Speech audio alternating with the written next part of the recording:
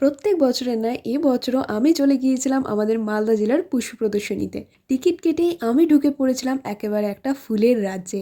আর এবারের টিকিটের মূল্য ছিল 20 টাকা করে। যখন ছোটোবেলায় মায়ের সাথে আমি পুষ্প প্রদর্শনীতে যেতাম তখন টিকিটের মূল্য 10 টাকা ছিল বোধহয়। যত দিন যাচ্ছে টিকিটের দাম তত বাড়ছে।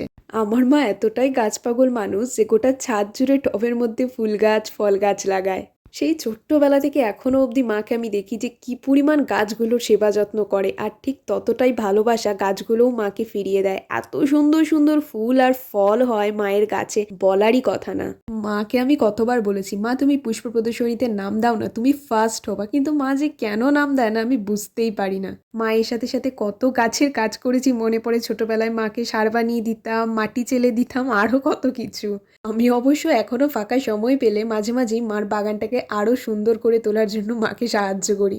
তাই সেই ছোট্টবেলা থেকে গাছের প্রতি আমারও এক অদ্ভুত টান আছে, ভীষণ ভালোবাসি। তাই পুষ্প প্রদর্শনী আসবে আর আমি যাব না তা তো হতেই পারে না।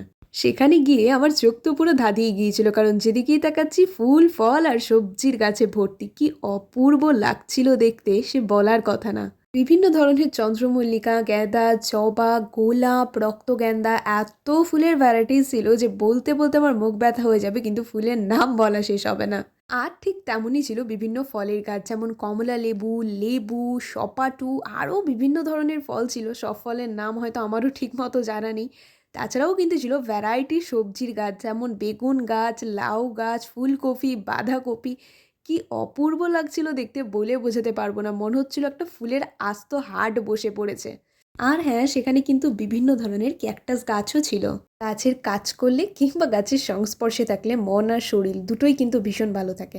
আমি কিন্তু এটা বেশ লক্ষ্য করেছি, যখন মন প্রচণ্ড খারাপ থাকে আমি মায়ের বাগানে চলে যাই আর মনটা আচমকাই ভীষণ ভালো হয়ে যায়।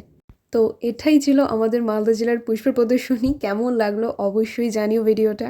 তবে শেষে একটা কথা না বলে পারছি না, আমার মায়ের তৈরি বাগান কিন্তু এই পুষ্প প্রদর্শনীর থেকে কোনো অংশে কম যায় না। আমার মায়ের বাগান কিন্তু বেস্ট, কারণ মায়ের বাগানে সারা বছর পুষ্প প্রদর্শনী আর ফল প্রদর্শনী হতেই থাকে।